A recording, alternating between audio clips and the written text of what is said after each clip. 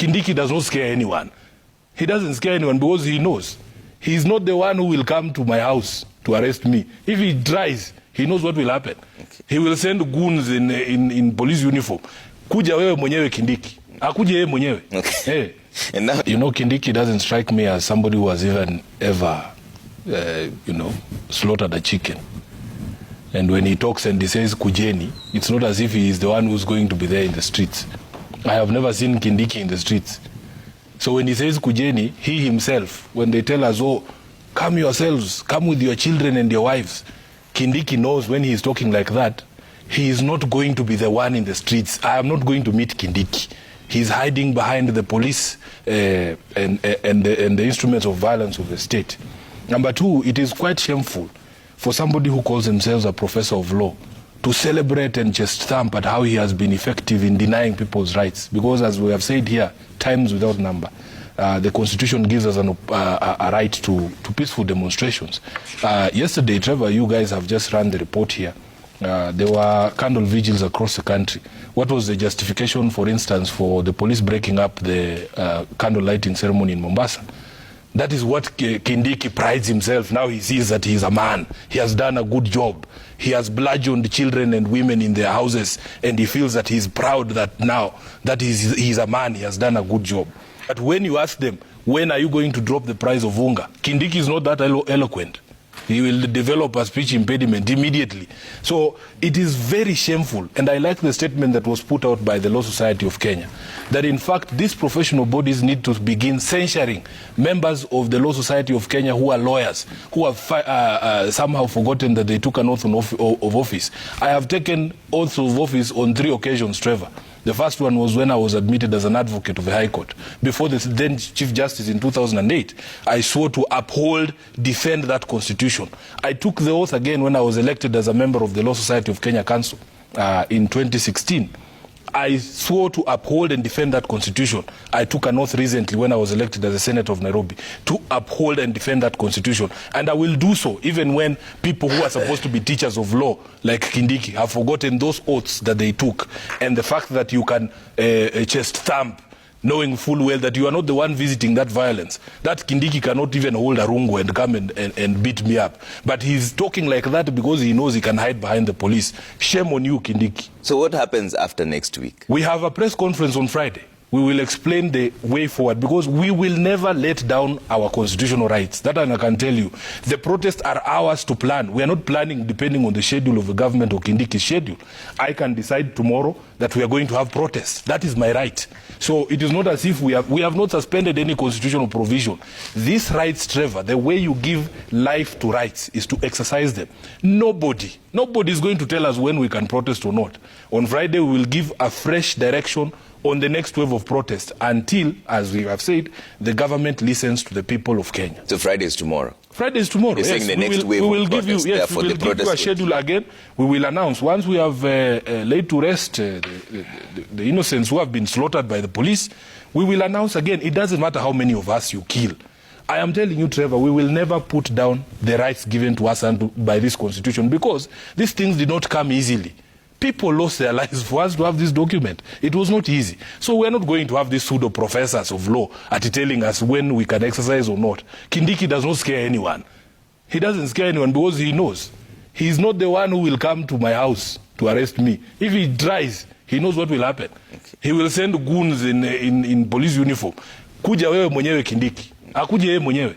In this protest, no one needed to die. Those people you're talking about walking around with begging bowls to raise money to bury their king, Khalwale, would not be doing that but for the action of your police. But for the action of your police, we would not be mourning these people. So please address the cause. You cannot talk to me about raising funds to bury people that you killed. How can I underwrite people that you killed? You yourself killed them. You. And I have said these things here, Trevor, that please discourage people who come here to discuss the panelists here. Let us discuss these issues. It is something that needs to be condemned. When I call myself a lawyer and then I depart from basic tenets of the law, I should be called out. If Khalwale is a doctor and he knows even within his profession there are people who are quacks, if a doctor, somebody calling themselves a doctor, after opening somebody, a surgeon, leaves all the tools of surgery inside that person. Khalwale, is that somebody you come and say, oh, this is a professor? The academic qualifications you have are supposed to be lived. Like your life needs to reflect your education. You cannot be somebody who calls themselves a professor of law and all you do is to run around in funerals and villages beating your chest at how effective you are at crushing people exercising their democratic rights. He needs to be called out. And I said this because they usually say, oh, we don't see you with your children. My daughter is 6 years old. When my parents, people like my uncle Lawrence, were bringing about change in this country, he did not drag me to those protests. I don't know what was happening when Khalwale was a child, but I am sure that during everybody's lifetime, there is a fight. There is always a fight for something. You don't drag your children to the streets. I can't bring my 6-year-old daughter to the protest with me, but I was there myself. Because, Omwami, we will not forfeit the rights under this document. Number two, the people, if I was in State House as a president, I have the law. I have sworn to uphold this law. There are ways in which protests can be managed, Trevor.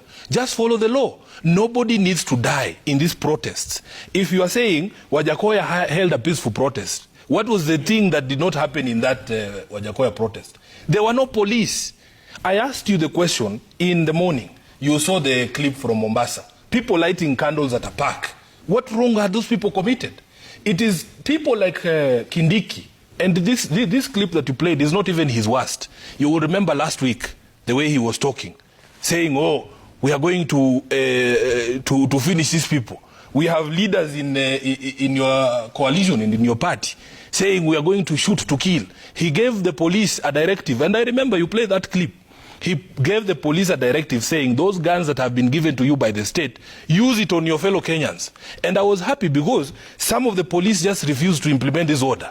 And it is why they called members of parliament to State House. You imagine, State House a symbol of unity. It's supposed to be a symbol of unity. You call leaders from other places and you say now the police are refusing to shoot Sifuna. You people must arrange goons so that we embed them with the police to do the work that you will not do. Though we don't have evidence of it. I have the evidence. I have the evidence. What do you mean there's no evidence? Don't be shy to call these people out. There was a meeting at State House. I don't know if Khalwale was there. And they came out there saying, now we are going to prepare for you. You saw video clips of leaders saying, here in my place there will be no maandamano. They organized counter protests. In Kakamega, Trevor, the SG of UDA was allowed to run protests. Why was Malala not tear-gassed? What is the difference between his protest and me walking with the people in Kibra? That is what we are calling selective application of the law. And they know that what they are doing is wrong. So we are not going to be cowed by anyone. I was present at the protest myself. They told us if we show up, they're going to kill us. We were there.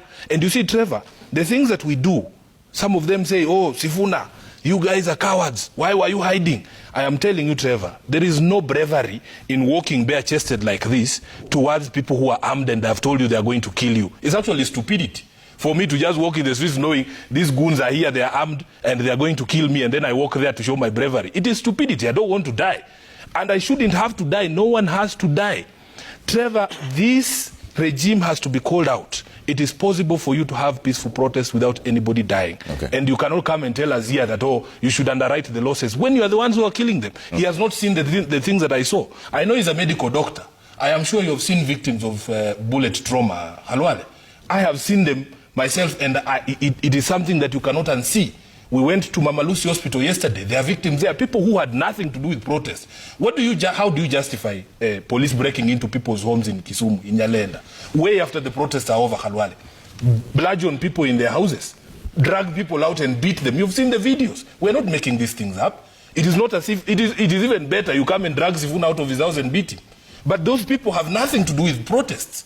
So you cannot condone that. And a professor who stands up to justify that, saying, yes, I am the man now, knowing full well that if you give Kindiki that room and tell him go into Sifuna's house, he cannot do it.